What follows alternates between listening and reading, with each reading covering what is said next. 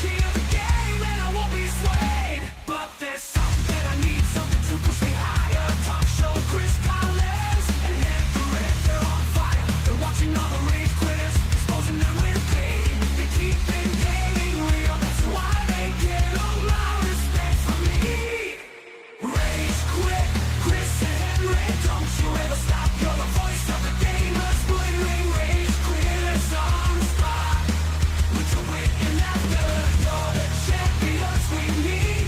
Rage quit, Chris and HenricK, you're the heroes of the gaming breed.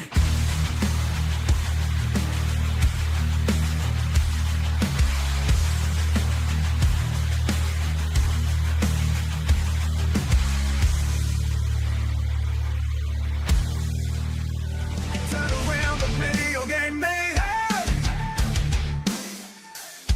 Chris Collins and HenricK, the Rat bring the chaos. Gaming news and industry talk, they got it all. Rage quitting, head banging, it's a metal brawl.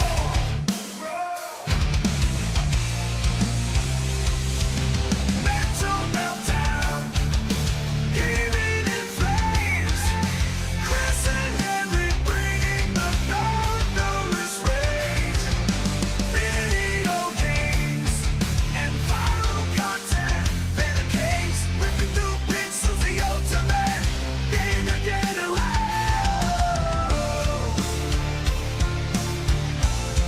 The ultimate.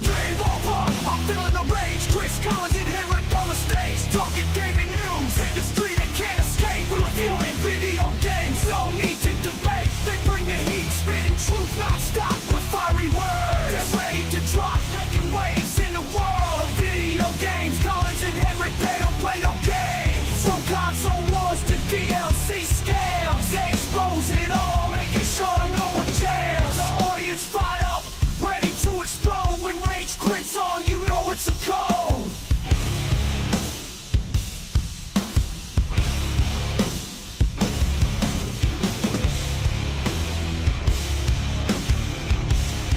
You know it's a code.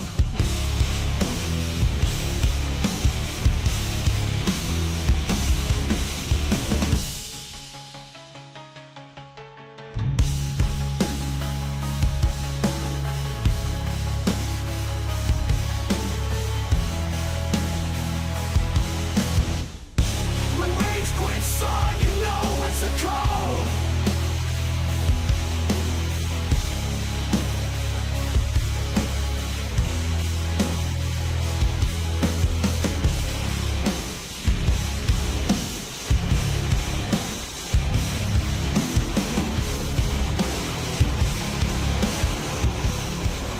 Rage quit. Rage quit. I'm losing my mind. Chris and HenricK, they're talking gaming all the time. Rage quit. Rage quit.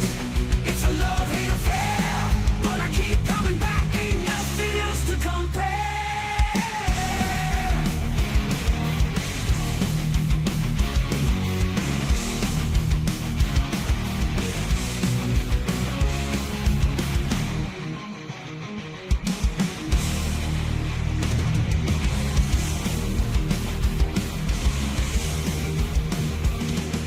Rage quit. It's a love-hate affair.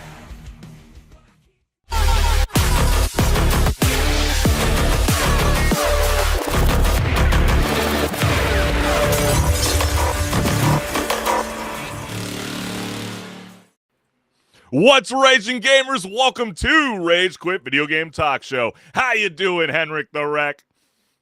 It's a Wednesday. We're here to game. That's right. Not really, but talk about games. Well, We'll there's a game lot afterwards. going on, especially with the nominations just being released with the Game Awards. And trust me, we will get into that later in the show. But for everybody that's joined along for the ride, whether that is Twitch, YouTube, or Meta, hey, what are you guys waiting for? We want to go ahead and show you guys our QR code. This will lead you directly to my YouTube channel, so show some love,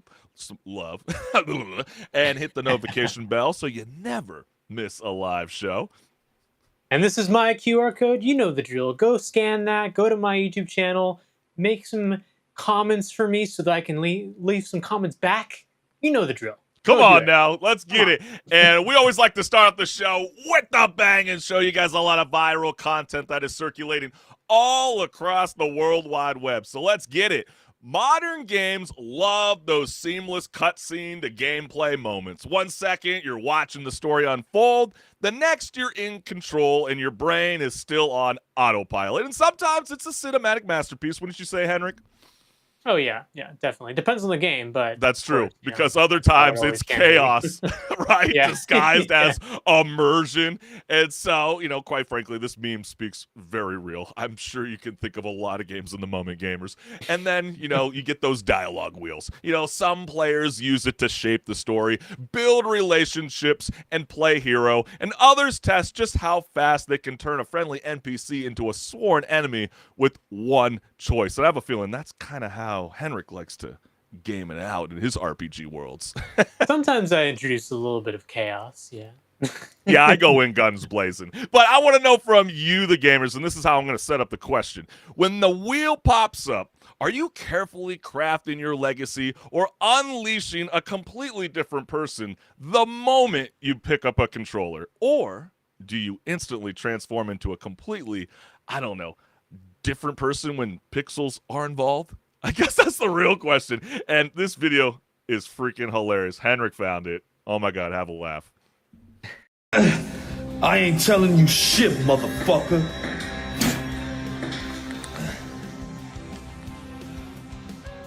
Oh, hell no. Fuck. Hold on, man. Maybe we can work something out. I don't know, like the... Wait. That's gonna leave a mark. Hold on. I promised my wife we'd have kids. I don't swing that way. Since you haven't picked anything yet, maybe we could work something out. I don't know, like, whoa. That's gonna leave a mark. Okay, man, listen. All right, we could try that one. Go ahead.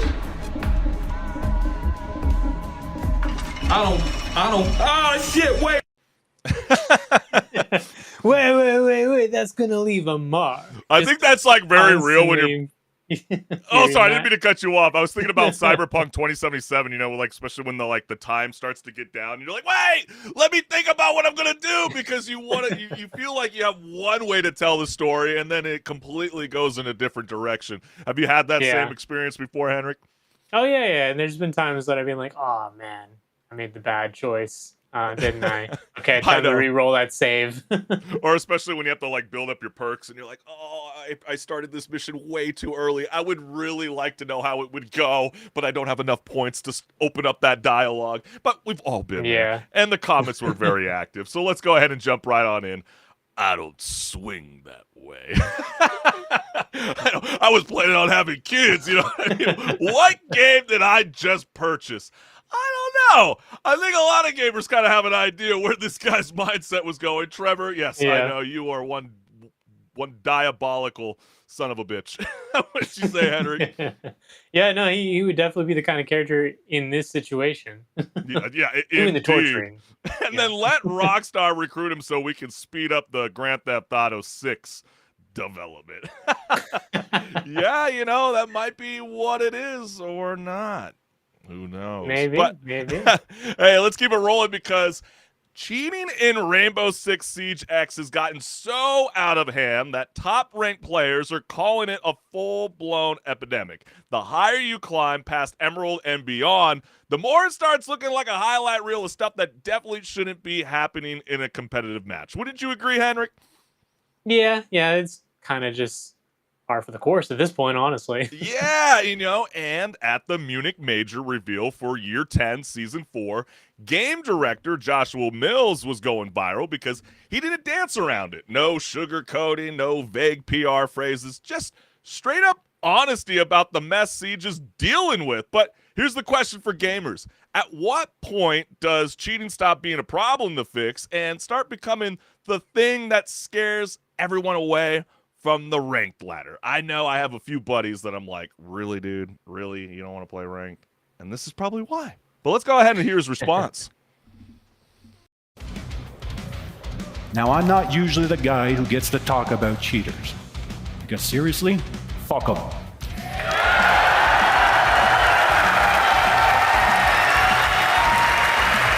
I can't stand cheaters, and I know you can't stand them either. Cheating has no place in this game, and honestly, it has no place in any game.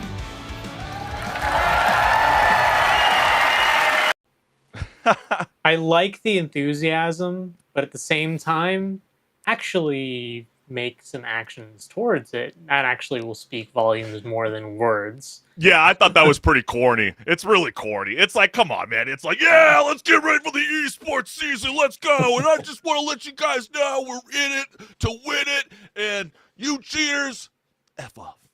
That doesn't show any action. You guys still have a problem in the game. But I want to know what other people are vibing with online when it comes around this whole situation with cheaters just plaguing Rainbow Six Siege X. They say this, but not fix the anti-cheat.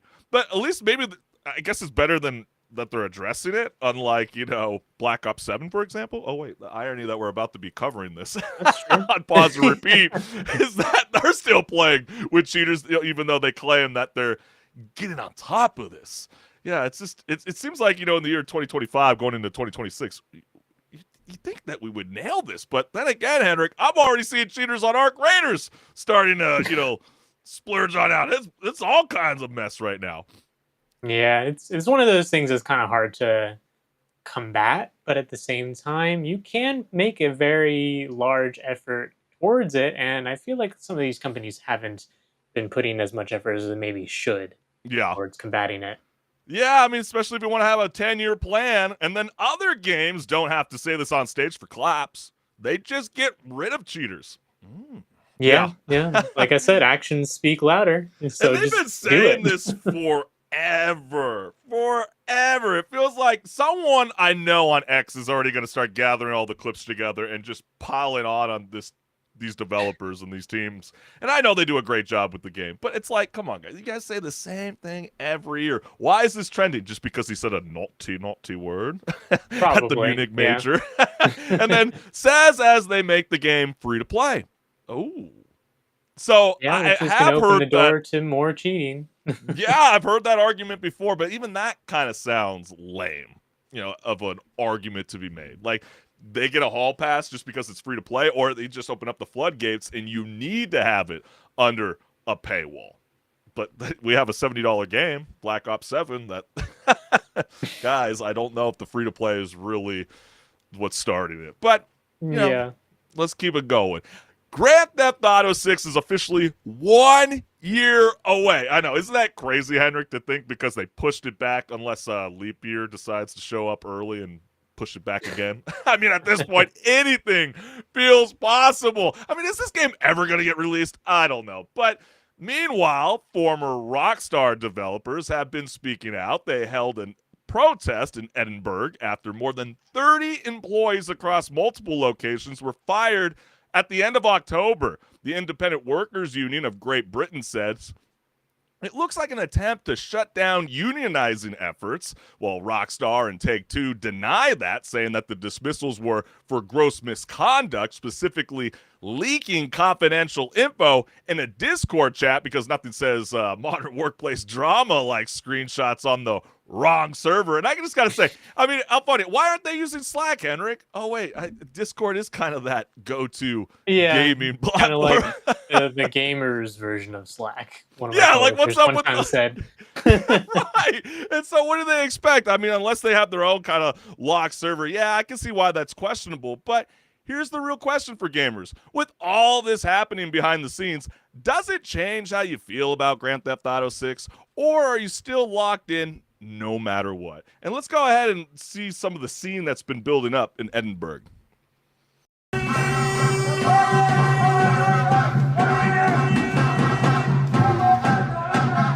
when I look at Rockstar now, I see two things. I see a giant international corporation, a machine that creates billions in value for overseas shareholders in an industry rife with worker exploitation, unfair practice, and unreasonable work conditions.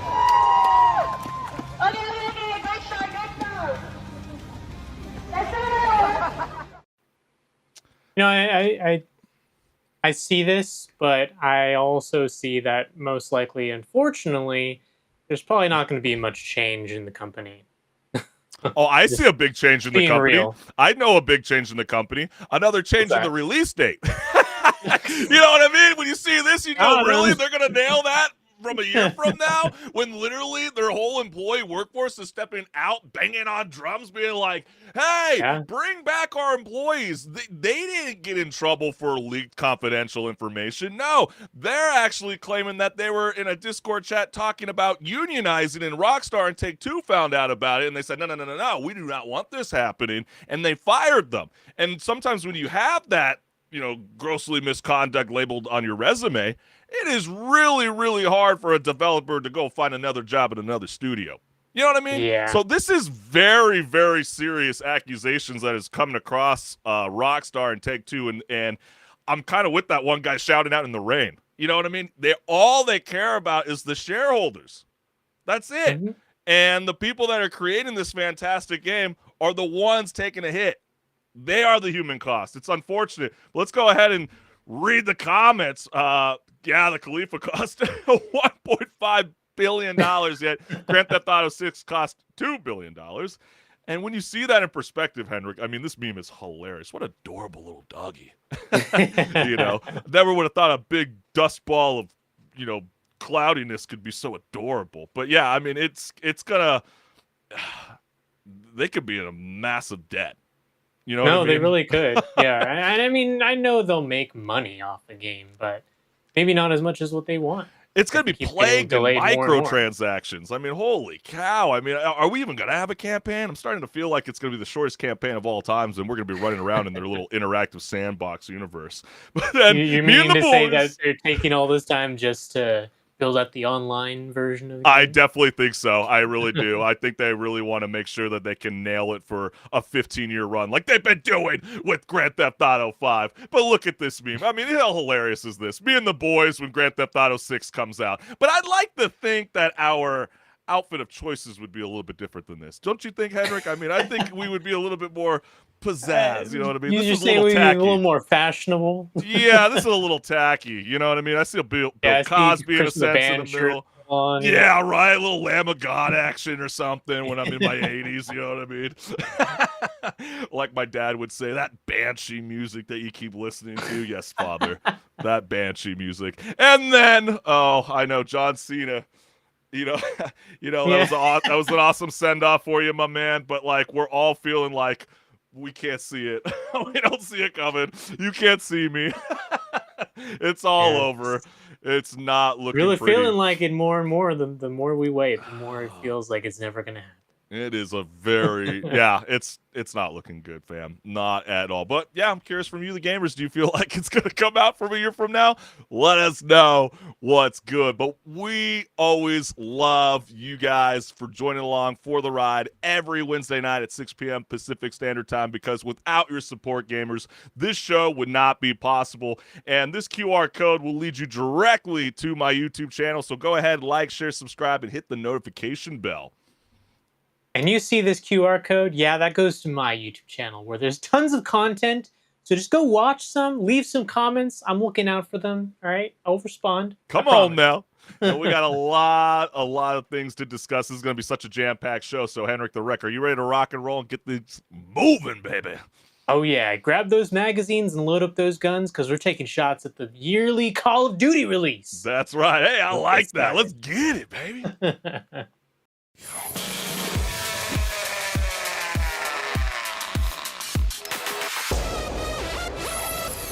Hey everyone, this is Pause or Repeat. Here we figure out whether a game is really worth your time and money. Today's game is Call of Duty Black Ops 7.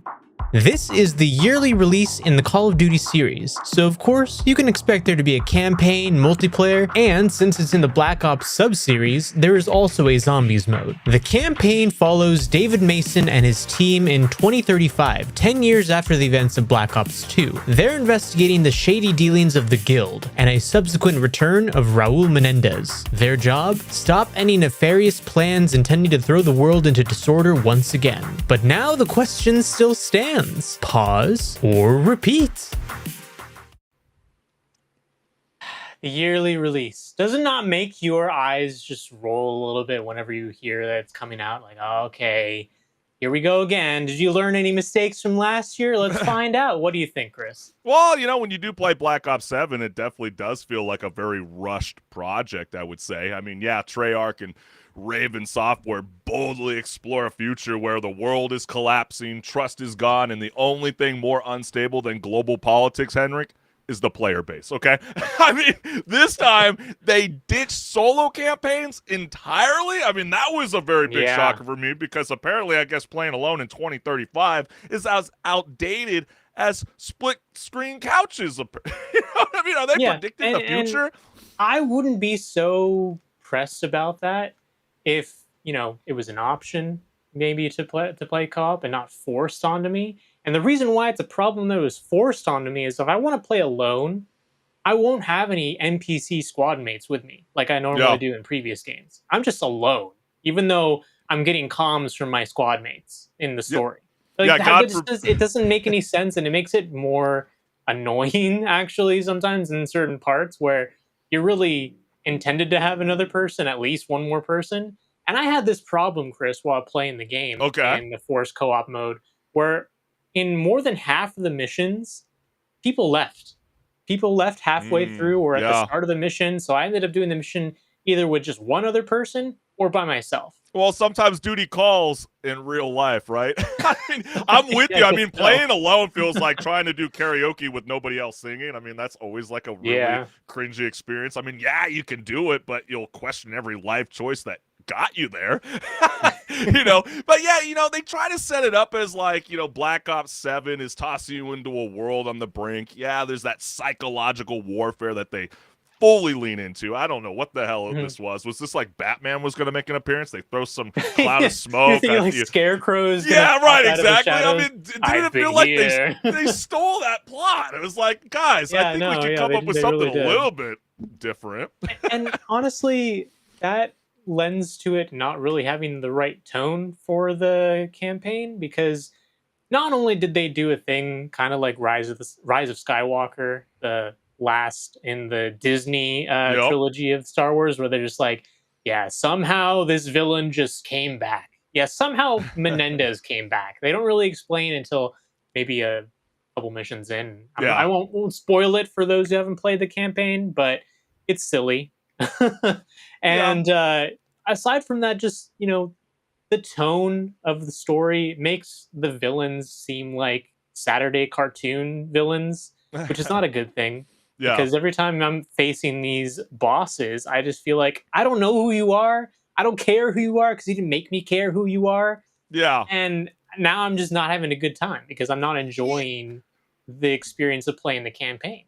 Yeah, they pretty much try to set it up as like this collapsing governments, and then you're David Mason leading a squad through Avalon, and I'm with you, Henrik. And part of me was wondering, like, is removing the pause button the most diabolical thing Call of Duty has ever done in the co-op campaign? Because the experience felt less like a story mode and more of like a Warzone multiplayer experience through like a fan mod.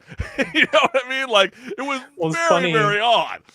Funny you bring that up, considering that when you finish the campaign, it goes into an extraction shooter multiplayer mode. Right. That's why I was like very confused, and that's why we made this joke like numerous times leading into Black Ops 7. But it's like knowing that they're going to be entering the space of the cinematic universe. After this release, it's like, what movie do you really want them to focus on? The one that's the latest or something that's a little bit retro? You know what I mean? Yeah. The old school modern warfare. But you know what's wild, And honestly, gamers? if they can't write a good story based on this, then I don't have good hopes for the story in the movie. But you know what's also insane, and I was shocked that this was a real statistic. Activision knows that people don't finish Call of Duty stories. So I think they did that on purpose to lend into this new extraction. Because get this, HenricK, I don't know if you know this. Only 5% of PlayStation players finished Black Ops 6's campaign last year. So that's lower than the odds of finding a teammate with a working mic who isn't clipping their audio. You know what I mean, HenricK? Like, that's insane. I'd like to see the stats, maybe a year from now on how many people finish this one. If it's only 5% for last year, campaign was better than this one. Right. We'll see how the stats turn out this year. And, and to be fair to Black Ops 7, I think the moment your boots hit the ground, it feels great. I mean, the shooting, the sliding, and now the wall jumping, I think is a lot of fun. I mean, but the weapons, though, I don't know if you felt this way, but it weirdly all kind of feels the same. It's the same thing I felt like with Arc Raiders. It was like, I don't really know what the hell I'm doing. I'm just kind of picking up a gun. I'm just kind of flowing with it. Like, I didn't find myself switching guns as I started progressing, in the leveling up. It was kind of reminded me of when you go to a liquor store and you try on these sunglasses and you're kind of just like, yeah, there's a lot of options, but nothing that made me kind of just jump out and go, yeah, that's the one. Your boy looking good. You know what I mean? Yeah. It's funny you say that because playing through the campaign, a lot of the enemies are bullet sponges. So you end up having to change out your weapon every now and then. But in the multiplayer, most guns will kill people in a few shots. So yeah. Any gun's going to feel pretty similar to each other. Just, with slight variations in, rounds per minute and reload speed, that sort of thing. Well, it seems like even the snipers, too, are super OP. You can hit someone in the leg and they're already getting knocked out. It's like, and I get that. It's like in real life. Duh. But I don't know. Every Call of Duty game, it never felt like that. But you really jumped into hardcore Call of Duty mode. games are, super realistic? That's not true. really. If you're looking Black for Ops 7 is realism, definitely not trying to go that route. Well, exactly. And if you're looking for realism, you go to a game like Battlefield. Yeah, fair enough. And, and obviously Black Ops 7 heavily leans on the multiplayer action. I mean, that's clearly the draw for this game. And the maps are kind of like a mystery kind of grab bag in a sense. I mean, yeah, you're either going to get a banger or you're going to get something that feels like a rejected Warzone concept area. That's kind of how I felt. But HenricK, did you also feel like the new maps were designed by 5 different teams who never met each other, or was that just me? Yeah, Call of Duty map design's not really been the best in the last several years at this point. Honestly, it feels like the maps everyone really likes are the maps that were either made by mistake, like Shipment, or the maps that have become a staple at this point. Things that are in multiple iterations of the game. But any new maps that come around, it's always hated for whatever reason. And it could be maybe the spawn points suck. And they are sometimes a problem. Spawns still do suck. And that is the biggest problem with Call of Duty. It's like you would think by now they would have figured it out. No, they really haven't. But yeah, the maps, the guild is busy, I gotta say. I mean, yeah, they're going off of that. There's maps like Blackheart that throws you onto a drilling platform where they're mining resources like they're trying to build a second Death Star, I suppose. You got Cortex that hangs off the side of a cliff because nothing says cutting-edge science like a workplace conditions that OSHA would faint over, right? I mean, these are the kind of environment that the future wants you to believe. Was there another map that kind of stuck out to you? I know a lot of people are saying Hijacked, and that's kind of sad. It's like, really, that's an old map. Like, really, that's the highlight? That's the go-to? That's what I was saying. People like the maps that they know already, and introducing new ones, they usually don't like them. I do like Hijack. Hijack is a good map. Yeah, that's cool, but I just get so sick of that shit. I mean, that's why it's where it was trending, a week ago, where they're like, wow, AI assets are really heavily involved in this game, and it's like, yeah, no shit, they keep using their old assets all the time. No wonder they would start leaning on AI assets. And Yeah, you're going to get some other cool places like Exposures, their training facility. It's pretty wide open and perfect for like sprinting and flanking and, being shot by someone who's just definitely camping. or, or the Forge. That one's kind of interesting too. You're going to get like a research HQ that kind of gives you a glimpse of what I would imagine is the future where, those GPU clusters for AI create every bad idea for weapon upgrades. So good job, Call of Duty. You really nailed it on that one. But let's go into the zombies mode because shockingly, I think that's the MVP here. It's round-based again, old school, and for the first time, you can actually pause and come back later, HenricK. I mean, isn't that incredible? I mean, that is like something that gamers have been demanding for so long. They took it out of one mode and they added it to another for you. Exactly. I know, right? How crazy is that? The campaign does not. I mean, I cannot stress enough, HenricK, how insane that is. Like, I mean, how crazy is that? I mean, the undead have more compassion for your bladder, HenricK, than the campaign does. Okay? Like, how does that make any sense? Or does it? Yeah, it does. Sometimes those zombie matches, whoo-wee.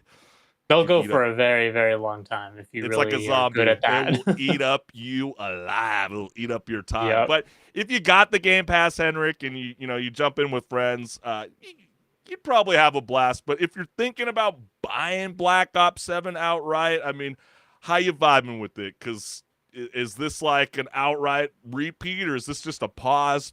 Just move on and play something. Oh no, this Chris, this is a pause, 100%. Like, I didn't even buy it outright. I played it on Game Pass, and I still want my money back. I know, even the And co-op I even campaign. told my friends, because they had bought Black Ops 6 as well last year, and they didn't really like it after a couple months. I was like, guys, we're not buying it outright this year. We're just playing on Game Pass. If we're playing it, that's it. We're not buying it. Yeah, I know that. And I think I made the good call. Yeah, I know there's going to be the legacy fan base that is still going to jump in, and I know that the community is going to be very, very massive, and, Black Ops 7 could potentially promise really good things in the future. But for like now, I'm with you. I think it's a pause. I mean, I don't even think, like the jokes have been kind of already starting with some of the memes going around, going like the co-op campaign, does that alone, does that warrant the price of a Game Pass? No. Is single player campaign gone forever when it comes to the Call of Duty franchise? We'll see. But hey, we want to know from you, the gamers, is Call of Duty Black Ops 7 a repeat for endless fun or a pause to play something new? Let us know what's good. But hey, stick around on Rage Quit Video Game Talk Show because HenricK the Wreck and your boy Chris Collins have so much more here left to discuss. So you ready to rock and roll, HenricK? Oh yeah, let's get the ball rolling and start talking about some more games. Yeah, let's get it.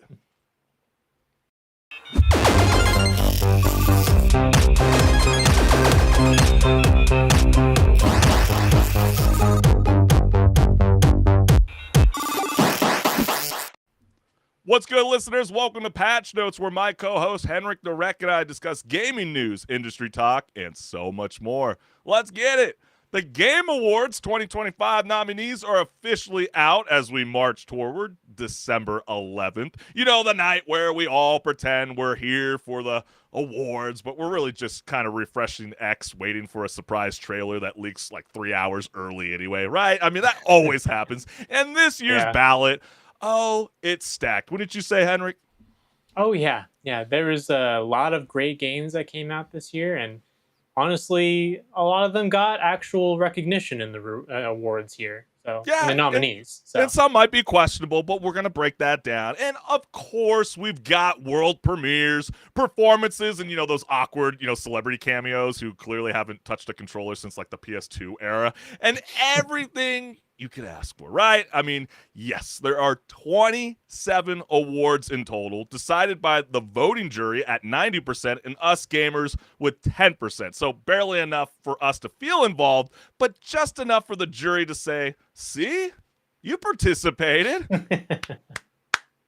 Good job, Here's your HenricK. participation award. Exactly. And speaking of domination, Claire Obscure Expedition 33 didn't just show up. This game walked in like it owned the place with 12 nominations, the most in game awards history. Meanwhile, PlayStation dropped Death Stranding 2 on the beach and Ghost of Yotei into the mix with 8 each, and Hades 2 showed up with 6, still swinging like the kid who didn't study but somehow aces the test. And Sony leads all the publishers with 19 nominations. Kepler's right behind with 13, and Microsoft and EA are tied with 10, which honestly feels like the most polite rivalry they've ever had, right? And so let's go ahead and break it down. Let's go ahead and have some fun. We're going to break it down with category by category. We're not going to do all 27. We're going to do at least 9 that we feel like are going to be having all laser eye focused on. So let's get it going. Best narrative are Claire Obscure Expedition 33, Death Stranding 2 on the beach, Ghost of Yotei, Kingdom Come Deliverance 2, and Silent Hill F. And so when you look at this list, HenricK, does anything out of these games stand out to you? Well, they're all very great games. I think the only one on here that I didn't play this year was probably Death Stranding 2. And even then, I've heard great things about it, about the story. It's much better than the first. But if there's one that really stands out, I got to give it to Expedition 33. That game just had a chokehold on me when it came out, and many others. I'm with you. I think it's fantastic. I mean, it's that kind of storytelling that hits you so hard you briefly forget that you have real life and work the next day. You're going to be so glued to the screen. It's one of the more fun RPGs that bring that kind of like real-time mechanics that we covered in our pause and repeat segment earlier in the year. And I think we were pretty adamant about actually, we won't jump. We're going to stick with best narrative, but we're pretty adamant that we love Claire Obscure. And so, we're both on the same page when it comes to best narrative. Expedition 33, I think, is going to take that award. But let's keep it moving. Best performance are Ben Starr, Charlie Cox, who apparently hasn't even played Expedition 33 still, Erica Ishii, hopefully I pronounced her name right, Jennifer English, Kanatsu Kato, and Troy Baker. And so what's really interesting about this list, as you can see on screen, there's at least 3 stars in the same game. Wow. Yeah. Expedition 33. And so do you feel like that's fair? Do you feel like you'd like to see the Game Awards only highlight one talent, or do you think this warrants having all 3 in the mix? When I saw this, I was like, wow, 3 from Expedition 33. Like, I really like the game, but at the same time, give some showcase to other games. Like, they're all fantastic in the game. And, if I were to choose one, I'd probably say Jennifer English does the best. Wow, we are both thinking the same. We're thinking the same thing. Why are we agreeing? I was gonna say. I mean, we gotta fight. You are stealing the words directly out of my mouth. Yeah, I feel like she gave the best performance that was so good that it's box office worthy, and there's a reason why they are pursuing Expedition 33 to potentially show up as a television show or a movie. So that's really groundbreaking to see, and very exciting for the studio because it is, one of their debut games, and so very, very jazzy. But let's keep it moving because I know this one really got a lot of people rattled up. Best adaptation are a Minecraft movie, Devil May Cry, Splinter Cell, Death Watch, The Last of Us Season 2, and Until Dawn. And do you feel like there's something here that's that actually captured the game and the best, I would say, HenricK? And then which one made you yell like, that's not how I remember playing it? Well, I think the one that's the most accurate, perhaps you could say, is probably Until Dawn. Game, No, I'm just kidding. No. How the hell did Until Dawn get on this list? Wow. I was going to say The Last of Us Season 2 for that, for the most accurate to the game. The one that I enjoyed the most, actually, surprisingly enough, was a Minecraft movie. I watched it on the plane, and I had a blast just laughing at how silly it is. I'm surprised that I didn't like Devil May Cry as much, but I think it's because they didn't really do the series justice. I think it's actually very interesting that you just said that you thought The Last of Us Season 2 was the most accurate towards the game, because remember, like, we never, like, that was the big draw of criticism to introduce, like, why, they went after him with the, that golf club early in the game. You didn't find out about that in the video game until, like, at the end of Act 2, and they just let you know, like, this is why she despises him so much. Pedro Pascal's That's true, character. But at the same time, Chris, when you compare it to Until Dawn, like, that's not. Oh yeah, it's horrible. Yeah, it's a really bad one. I know something that I'm very surprised didn't make the list, and I would have removed Until Dawn. I would have actually put Sonic the Hedgehog 3. Yes. Now that was an surprised. Amazing adaptation. Yeah, I was a bit that surprised. one I really enjoyed. But if I did look at this list, I would say I think it's going to be a Minecraft movie. I think it captured the audience from all ages, in a sense. It had a really very corny. It's a very corny movie. Yeah. Especially when you're an adult. It's a it's leaning into it. Yeah, one view a year kind of thing. But I'm sure the kids are like, chicken jockey, but yeah, there's your best adaptation. But let's keep it moving, because best sports and racing games are EA Sports FC 26, F1 25, Mario Kart World, Rematch, and Sonic Racing Cross World. So HenricK, who's, out of these games, like, which one do you feel is leading the charge in this rat race and going to take home, the jewels, baby? For once, there's not like a Forza game or something in here for the racing side. And I think as a result of that, everyone basically looked at probably Mario Kart World on this list. But I'm going to say, actually, Sonic Racing Cross Worlds is the one that I prefer. Well, why? Really? Well, okay, go for it. Sonic racing games have been usually pretty good, and this one's just even better than the previous ones. Mario Kart World, I think a lot of clips will show you that they didn't change a ton, and then the things they did change kind of frustrate some people. So. Well, they did bring the open world experience. They did bring, Tony Hawk's, skateboarding, grinding into the mix. It was like the biggest draw to get gamers to buy the Nintendo Switch 2. I don't know if that leans into the reason why to vote for it, but I feel like this captivated the online experience for the Switch 2 users and made people out of all these games feel like, I'm missing out. I got to play this game like ASAP. None of these games that I see on here, other than maybe Rematch, had like a tiny window where it was like, oh, that game is pretty freaking dope, because, you're getting that kind of Rocket League kind of esque and, feeling like you're on like Ronaldo on roids or some shit. I don't know. But like, yeah, when I look at this, I got to go Mario Kart World. But this is the first one we're actually disagreeing with. But then again, what are you vibing with, the gamers? Let us know in the chat, man. But we're going to keep this moving because we got more here. Best fighting games are 2XKO, Capcom Fighting Collection 2, Fatal Fury, City of the Wolves, Mortal Kombat Legacy Collection, and Virtua Fighter 5 REVO World Stage. And so, HenricK, I'll let you lean off with this, because I'm wondering who's throwing the knockout punch this year. 2XKO is interesting because it's by Riot. I'd say that might be the top one out of here that I think is a standout. But it's really funny that there's a fighting collection on here from Capcom, because, man, that collection is a really good deal. Yeah, no, I was going to say, I mean, and it just, when you see, like, even Mortal Kombat Legacy Collection, you're like, really? Like, I feel like they could have mixed in, like, other games, that probably should have deserved a little bit more highlighting.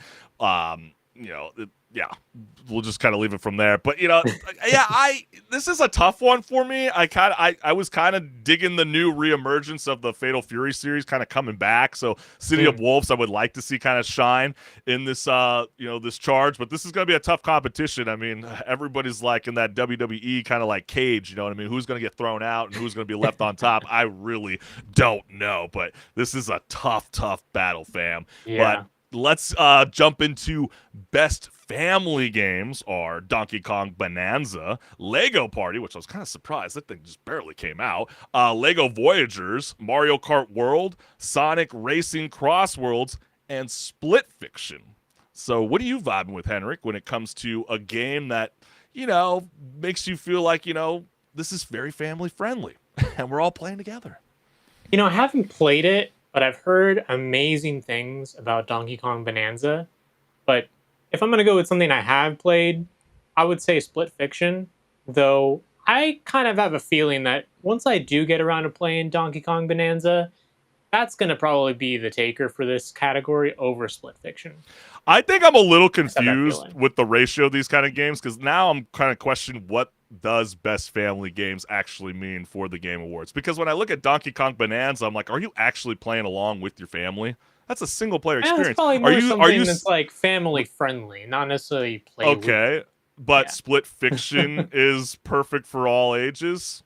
I don't Well, yeah, really I'd see say that. you could play with your family, not really feel awkward or feel like, I think yeah, it'd sorry, be Grandma, I just beheaded this person. Oh, Play HenricK, an Elden Ring. I think it'd be very, very infuriating to try to play with a young kid, like 12 and under, to try to play this game. We got lucky to play with Crash Bandicoot growing up, where the camera was kind of fixated. They don't even know how to work the joysticks no more, man. They don't even know the concept of how to control a camera in video games. So, I don't know. That's why I kind of questioned it.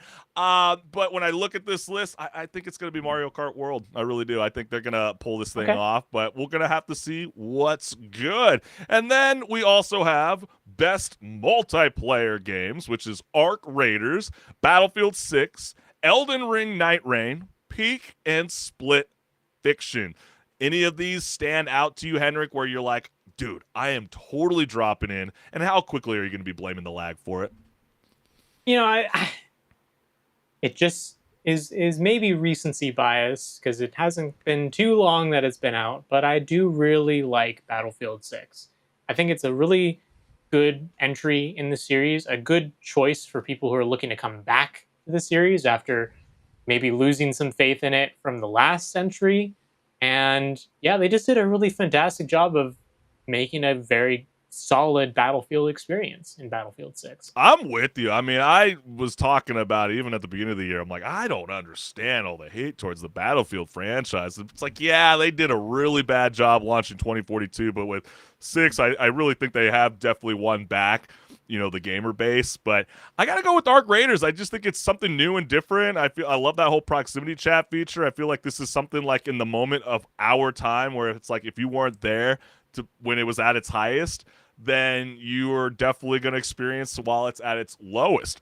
And so that's why I feel like this game really shines out of all of these games. I know Peak was really, really cool, but that was really for the streamers, the content creators. That really gave us a lot of those very one of those funny kind of games. Yeah, viral moments. And then Split Fiction is fantastic too. Don't really, multiplayer, you join along together for the ride. They could easily take it Split Fiction. I really, really do. Because at the beginning of the year, I was like, oh my God, that's my game of the year, until another game showed up.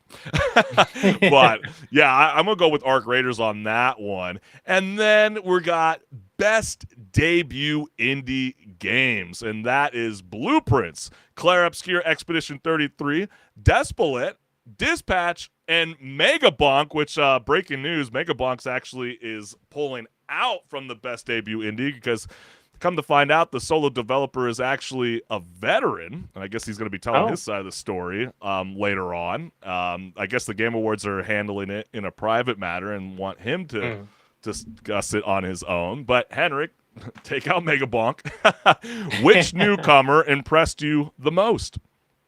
And it just doesn't feel fair that Expedition 33 is in here, but that has to be the choice out of all of these.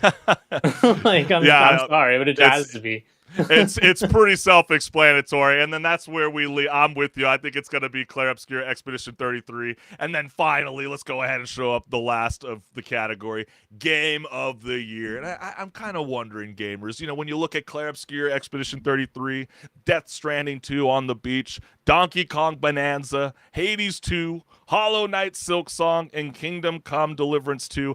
I wonder if you can figure out by now what Chris Collins and HenricK the Wreck are thinking for Game of the Year. So you might as well say it, HenricK. I mean, what is the game that you are willing That's the game you're willing to 33. bet your save files on? Yes. Yes. Like Yeah. that game. Okay, all of these games, fantastic games. Can't go wrong with choosing any of them to have a good night or a day, whatever you want to do. Right. But Expedition 33, that is a generational game. Yeah. Not to say none of these else are also generational games, but that is like, there's a reason Expedition 33 is in my top 5. Yeah, I think it's one of those kind of games where it's like, yeah, Black Friday's coming around. If the game drops a physical copy and it's on sale, go ahead and buy it and never open it. 25 years from now, that thing is going to be like a relic. That's going to be like, you're going to be so happy Chris Collins helped you out and said, I'm so glad I didn't open the wrapping for this. But here's the real question for gamers out there. If you were in charge of the Game Awards, would the results change, or would we all still be arguing in the comments section anyways? Let us know what's good. And I know we were rattling off for quite a while for the Game Awards, and this is going to be a little bit longer of a show for Rage Quit Video Game Talk Show because, again, it is award season after all. Right, HenricK? Yeah. And so, take us to a galaxy light years away from a development update. Well, does Star Citizen ring a bell? I know it does for a lot of you. And, maybe not for the best reasons, because this game was announced in 2012, entered alpha in 2017, and has been parked there ever since, like a spaceship waiting for clearance that never comes. It's just one of those games. It has that reputation. It's going to always be in beta. It's never going to come out. It's vaporware. And now, it's about to hit $900 million in funding. Yeah, I said that right. $900 million. Who's That's throwing almost money $1 at billion. this? Like, that's crazy. Yeah, really. Like, that is an astronomical amount of money for a game that still feels more mythical than playable. For real, It's right? kind of like if Bigfoot launched a Kickstarter.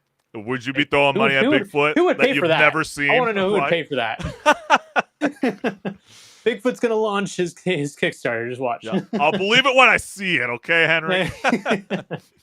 Well, they flew past the 800 million earlier this year, and gamers are still throwing cash at it like it grants wishes.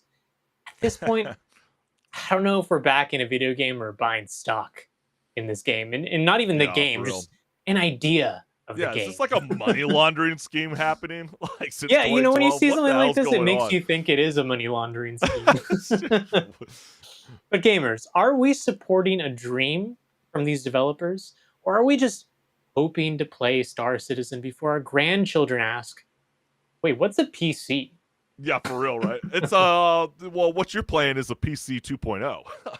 Yeah. All jokes aside. Hey, but let's dive right on into the comments because the first one reads, if you were 6 years old and just learned to read, the first thing you read was Star Citizen announcement.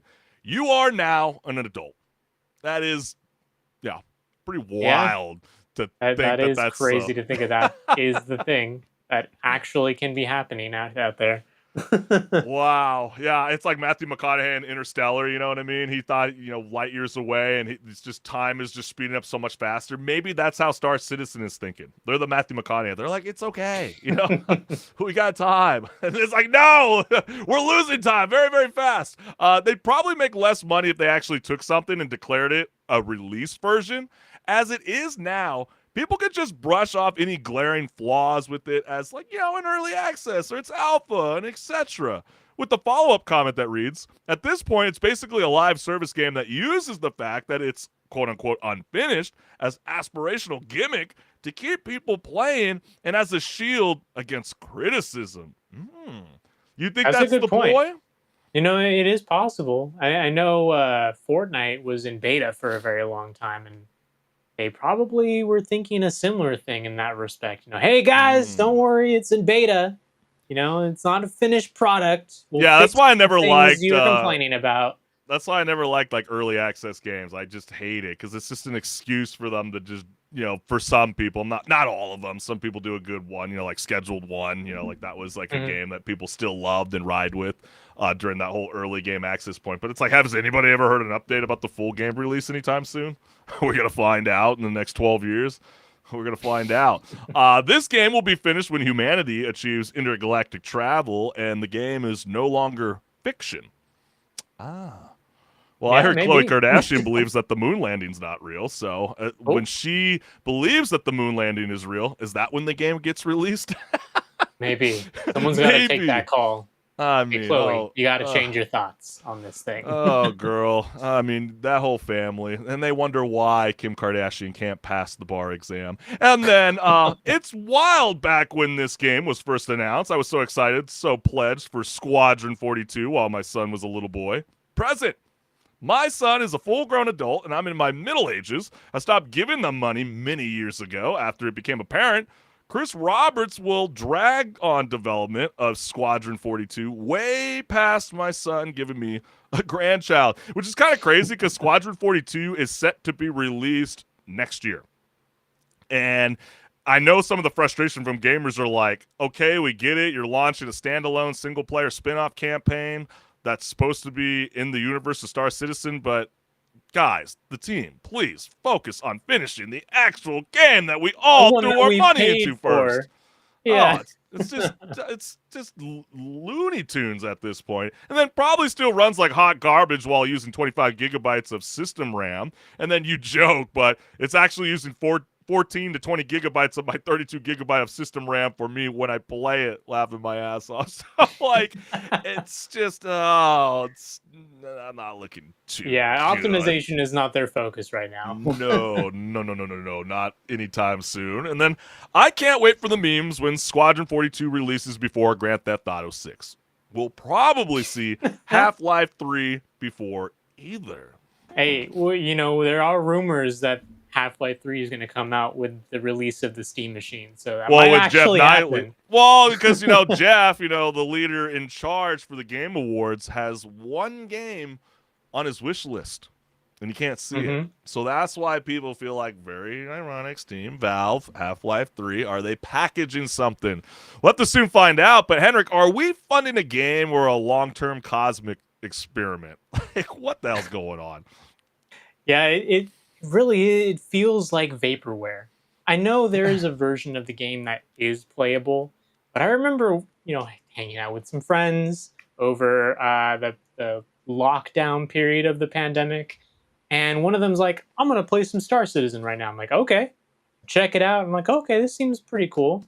But then I look into it, I'm like, yeah, I didn't realize there was a version of the game that was playable, but at the same time, do I really want to invest just to play a game that may never come out in the next 10 years? There's so many video Not games really. out there. You know what I mean? It's why would I? that are finished? When it's that. done, Maybe some I'll of them are not visit it. finished, but Yeah, Yeah. it's just odd. It's like a floating satellite that's broken. You know what I mean? And it's like, will we ever see it land back on Earth so we can finally, I don't know. You can't do CPR on mechanical wear, but we got to try to bring back the livelihood of this thing. I mean, what the hell's going on? But, like, just to kind of put in comparison how crazy this development cost is getting, I'm looking at my notes here, HenricK. The Last of Us Part 2 cost $220 million. Cyberpunk 2077 cost $441.9 million. What about Black Ops Cold War, the most expensive Call of Duty to date? That cost $750 million.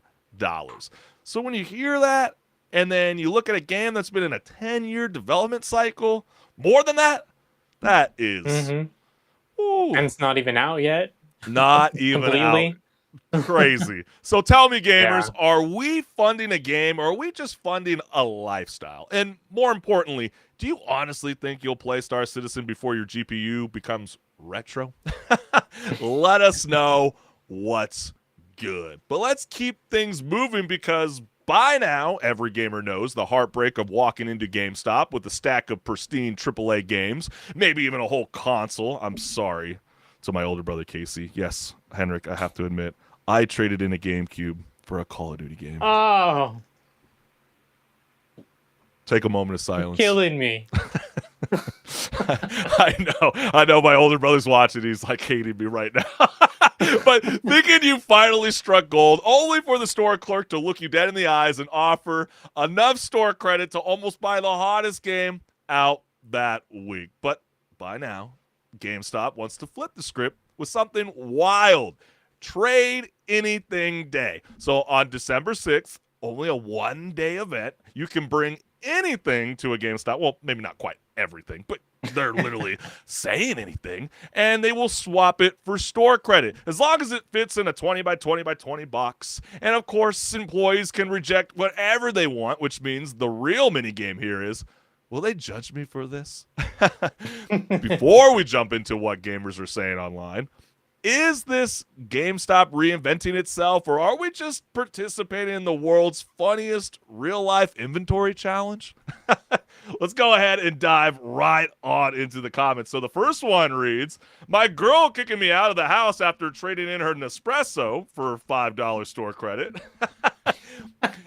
Could you imagine how many people are going to be going into GameStop? I mean, that's probably going to be a legit thing for some people. They're going to be stealing from others. And then they're going to be like, well, where the hell did all my stuff go? And they're like, babe, everything worked out. I got to Don't play worry about it. Claire Obscure Expedition 33.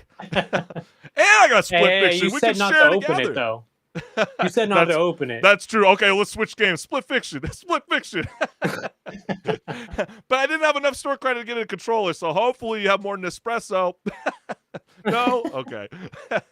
And then me grabbing all the rocks from the parking lot and getting $9,000 in store credit, and Luigi Infinite Mangione. Money glitch, guys. Yeah, what is this, like Animal Crossing universe? Like, is that what's going on? How do you trade in rocks? I don't know. I don't know. I don't get the joke. But then me using the GameStop as a junk removal service. God. Some people will do this. Some people will legitimately go throw their junk at them and be like, I want money for this. Yeah, I would not want to be a GameStop employee working on this day. No. And then would this work? Well, if why it's do you have that? If it's a cake, no. But I see lots of cake.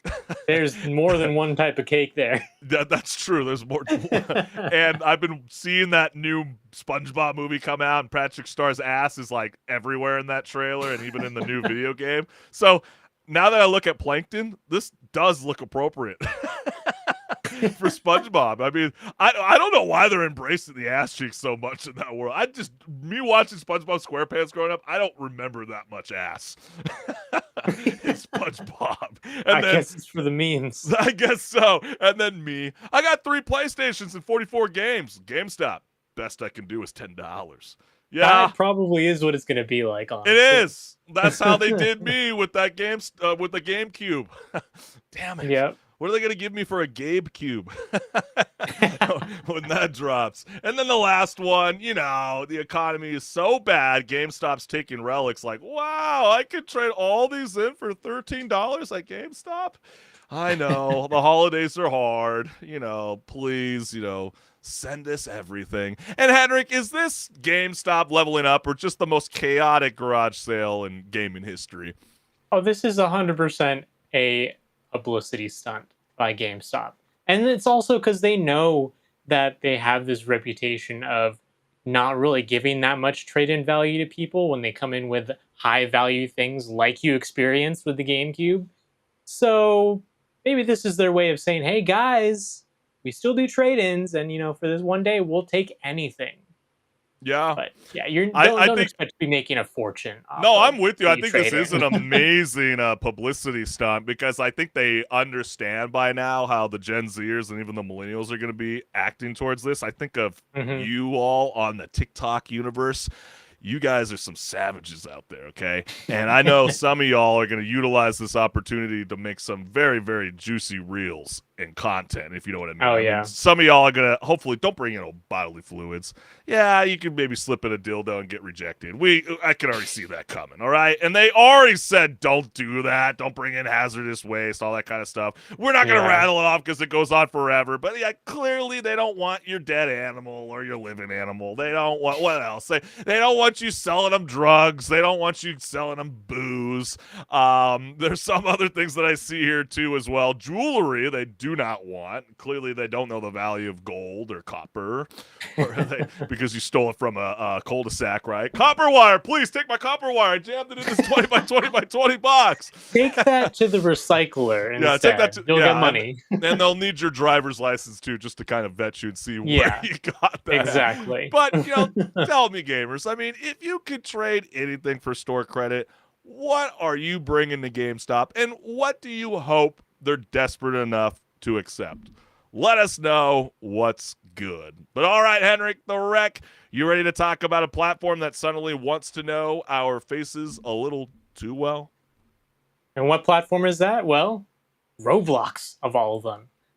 And Shocking, I know. you know, they're finally making some big changes, which is a good thing maybe, but what it means is kids will no longer be able to chat with random adults. Interesting. How are they doing this? Well, they're adding mandatory age checks for anyone using chat features, rolling out in December, and for a few countries only at first, and then it's going global in January. So it's going to come real quickly. Yeah, they're Real following quick. up on the mandatory actions that Australia has implemented, like where kids under the age of 16 years old are banned from having social media. Yeah, yeah. Which, you know, some people say it's actually a good thing that they have a rule like that in Australia. You know, maybe there's studies you can look at it and things like that. We'll have to see, honestly, maybe in a few years. How that but- works out. Yeah. Yeah. But anyways, this all comes after a wave of criticism and multiple lawsuits claiming the platform wasn't doing nearly enough to protect its young players. And I think after, you know, the things we even covered, I think it's kind of safe to say that's maybe the true statement. Well, they got lawsuits happening right here in the United States right now, and we've Yep, been calling for more exactly. attorney generals to speak up, and I'm shocked that there hasn't been, but yeah, crazy to think. And considering almost half of Roblox's 80 million daily users are under 13, Think about that, yeah, guys. it makes sense. It totally 80 makes sense. million? Yeah, That's crazy. it's a lot. Yeah, almost half. So, gamers, are moves like this enough to make a platform safer? Or is it still just way too easy for someone with some malicious intent to slip through the cracks? What do you think? Yeah, there probably going to be a few bad actors, I'm sure. But let's dive into the comments and see what the global standpoint is around this. And if you're going to go to this extreme, place like ages in the same server. I don't want to join a server as an adult with a quiet group of kids playing my game who can't chat to me. That's the goal. With custom matchmaking, those players in a server will be in the same age group and have the ability to chat with each other. But you're utilizing an AI age verification tool, collecting young kids to then prove, hey, you actually can play our game without having a rapey and weird games. Like, remember we covered earlier in the year, like all the Diddy games that were coming out that your young kids were being exposed to, and they're like, see, And we're getting on top granted, of this. they cleaned up the majority of them right after those news reports came out. But the fact that they were there in the first place is not in the first place. Yeah, that's what's so crazy about it. And then it'll be dog shit like the one they use for Discord, I bet. And Dude, it's this funny is entirely what I thought of. Like, people are just going to use other people's faces or, find some way to bypass it. Well, kids are creative. They were using Gary's mod. And they were literally moving around an avatar. So they better have the best AI or, Microsoft is definitely going to start to get clowned over this for sure, because everybody's trying to lead that charge, and the whole AI push. It's like Gemini and all the other ones. It's like a cycle repeats itself kind of a thing. It's like, we got the next best thing. We got the next best thing. I'm like, how many times have we heard this over and over and over again? And it's always the next best thing. Yeah, and then data breach in 5, 4, and that is kind of wild, because you think about it. I mean, it is insane to think that just in the U.S. alone, right, where we are at, Roblox is facing lawsuits in Texas, Kentucky, and Louisiana over child safety concerns, and Roblox says it will become the first large gaming platform to make facial age verification a requirement for accessing the chat features. And I've said this numerous times on Rage Quit Video Game Talk Show. I feel like every game that has a chat feature in it automatically should be labeled a teen game. Bar none. Yeah. Not rated E plus 10, not rated E for everyone. It has to automatically be a teen game. And I know that puts Roblox in a very tough predicament, because nearly half of their player base is under the age of 13. And that's why it's troublesome. You can't have the sandbox experience and and allow that to happen. And I know they're trying to win over people with the trusted connection feature, right, Henrik? Where they're going, hey, you could, link up with a parent or a cousin or an uncle or, nephew that that's older than you and then get that approved. But again, like, to have to go through these loopholes just to be able to open up the chat feature makes me wonder, eventually, will this come to more mature games? You have to wait and find out. Most likely, yeah. Yeah. Crazy stuff. And then can we all agree that this wouldn't have happened if Roblox actually moderated user uploaded content and everything that has to do with it the proper way instead of just letting an AI do this? Which is very fair. I mean, they are making this big push with the age verification tool as the AI buddy here, but AI clearly couldn't pick up on some of those weird thumbnails and those really creepy, perverted appeal to some of these sandbox games that people were making. Like, I don't even know why they even embraced that in the first place. But then again, they had IKEA. They wanted to create a dating universe. You know what I mean? There's a lot of questionable things that they do. Weird ideas out there in the last couple of years. Yeah, I don't like any adult that's like 25 and up, and I hear you playing Roblox. I question your choice in life. And then, yes, collecting and scanning kids' faces. This is totally reasonable and logical. Kidding. Why don't you just make your platform 18 plus? Because there's no reason for peer-to-peer communication for kids. Kids will always have means of talking to their friends curated by their parents. There's zero reason they need to talk on Roblox at all. I'm kind of with that. Like, I mean, yeah, honestly, it would make sense if they did this. Change to make it where if you're not 18, you just straight up cannot talk to people, because like the comment says, there's gonna be other ways for people to communicate with their friends outside. Give them of an game. emote circle wheel. Follow, team. You know what I mean? Like, they do not need to have a chat feature. They do not, and I'm totally with it. But that's the sad part, though, HenricK. It's like, how do they make that happen? Well, they have to have this AI age verification to figure out who the young adolescents are and who's not, and then that's what makes you kind of wonder. Like, I was reading a report the other day, this week actually, that porn websites, for example, when they have those age verifications, don't actually stop young kids from getting into their website. It's the same joke with Steam and Valve. Like, like the minute you jump on to watch a trailer, let's say Black Ops 7, why is it always set to 1977? You know what I mean? All I have to do is hit verify, and then it lets you in. Kids are going to find ways to manipulate this and get in the games either way. Yeah. And that's kind of the wild part. And then you get this last comment. Well, can we get an update on Roblox reasoning on why they find it necessary to push minor victims into confidential operation? Like, doing this, hides these dangers from the public and silences victims from speaking out who find it vital as a part of their healing. And I agree. And, you've had a lot of, people, building up their case around Roblox and how, you can fall Shaleb, right? That's how you say his name. Shaleb, yeah. Yeah, Shaleb. And who all over finally was asked to come back, even though he was banned. They finally asked him to come back pretty recently. But, like, his whole YouTube channel right now is literally exposing pedophiles all over Roblox. And sure, Roblox was like, okay, please just come back so you could just shut up already. But really, he's like, thank you for bringing me back so I can find all these bad parasites and take them out from existence.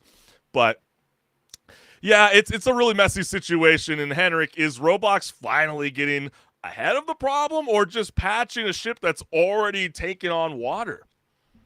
Yeah, it's one of those really tricky things, because like on one end they need to do something because clearly they have a problem, but at the other end, is this really the solution? Like, there's a lot of downsides to the facial recognition system being your solution. Like a lot of these comments are saying, data breaches, that's a concern now. You're collecting all of these facial scans of kids. What if those get out? Yeah. And honestly, I would expect them to eventually get out. unfortunately, that's just the age we live in where data breaches happen. Yeah. Also, kids are very creative. Having been one myself at one Right. point, I know how to get past certain things, and I know that kids will figure it out. They'll figure Yeah. out one way, whether it means that they, do something like that meme said, like let's take Kiryu from the Yakuza series and put his face, and somehow it passes. They're gonna find things like that Yeah. and then pass it on and on and on. And now everyone is in, even though they're not actually verified technically. Yeah, it's sad to think that this is where we're going when it comes to regulating the space that is called video games. And yeah, it's a real thing as we always move forward to the online world, and not enough single player games for the kiddos, I suppose, and parents just I guess feel the not. need to have to throw them into the Roblox universe. But let me ask you this, gamers. This is a real question here. I mean, if Roblox is rolling out facial scans just to access chat, how long before more mature games start demanding the same thing? And would gamers actually go for it? Let us know what's good. But man, this has been such a fantastic show of Rage Quit Video Game Talk Show. And we can't thank you, the gamers, for always tuning in live, whether that is YouTube, Meta, and Twitch. And we just want to do one last shout out of our QR codes. Like, share, subscribe, hit the notification bell so you never miss a live show. And you see this glorious, glorious QR code. Yeah, that's mine. So go to my YouTube channel, leave me some comments, and stay tuned for more content on the way.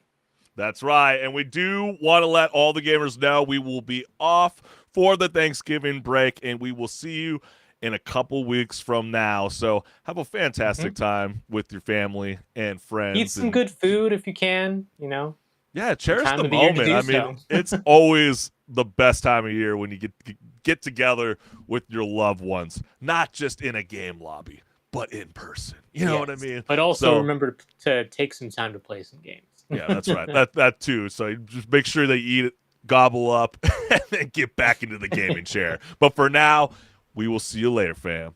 Peace. See ya.